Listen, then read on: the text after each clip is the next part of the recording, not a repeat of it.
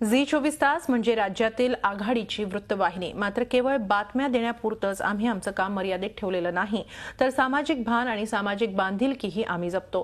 गेल्या वर्षी गरीब आणि गुणवंत विद्यार्थ्यांच्या पाठीशी उभं राहण्यासाठी आम्ही खास उपक्रम सुरू केला. संघर्षाला हवी साथ. गरिबीमुळे कुणीही शिक्षणापासून वंचित राहू नये या भावनेनं आम्ही सुरू केलेल्या या उपक्रमाला समाजातल्या दात्यांनीही मदत केली. आम्ही हाक दिली आणि त्यातून लाखो रुपयांची मदत जमा झाली. झी 24 तास आणि महाराष्ट्रातल्या जाणकार दात्यांच्या मदतीच्या जोरावर या विद्यार्थ्यांची शैक्षणिक वाटचाल यशस्वीपणे सुरू आहे. गेल्या वर्षीच्या 10वी च्या रिझल्ट नंतर मला झी 24 तास संघर्षाला हवी साथ या माध्यमातून महाराष्ट्रातील अनेक मदतीचे हात आले. त्याबद्दल मी झी 24 तासचे खरं शतशः आभारी राहीन.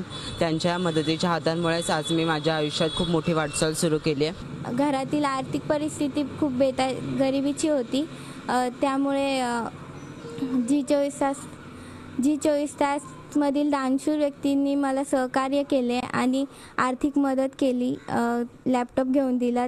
त्याबद्दल मी त्यांचे खूप आभार मानते. झी मीडियाने जो मला फंड दिला होता त्यातून मला खूप आर्थिक मदत झाली. त्यामुळे मला माझे वडील चांगल्या क्लासेसला पाठवू शकले.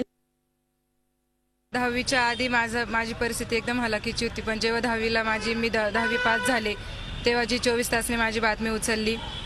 अनेक मुलींप्रमाणे मला देखील दादर येथे माझा सत्कार झाला. हर्षवर्धन पाटील तसेच उषा जाधव, मनोज जोशी यांच्या हस्ते मला 40,000चा चेक देण्यात आला. त्यानंतर छात्रभारती संस्थेने माझी KTHM महाविद्यालयामध्ये ॲडमिशन करून दिले. त्यातच मी नेव्हल कॉलेज महाविद्यालयामध्येच मी नेव्हल NCC घेतले. नेव्हल NCC थ्रू मी RD दिल्ली परेडसाठी गेली होती, परंतु काही कारणास्तव माझी निवड चुकल्यामुळे अंदमान निकोबार येथे मी एकात्मता शिबिरासाठी निवड झाली. तेथेच मी कधी विमानाचे स्वप्न बघणारी मी मुलगी त्या दिवशी मी विमानाने प्रवास केला. तो दिवस होता 9 फेब्रुवारी 2014. झी 24 तासमुळेच माझ्या जीवनामध्ये बदल झाले. तर मी इतर दानशूरांना सांगू इच्छिते की मी माझ्याप्रमाणेच अनेक मुली आहेत, त्यांना देखील पैशाची भरपूर गरज आहे व शिक्षणाची भरपूर जिद्द आहे. अशा मुलींना दानशूरांनी मदत करावी. झी 24 तास रहा एक पाऊल पुढे.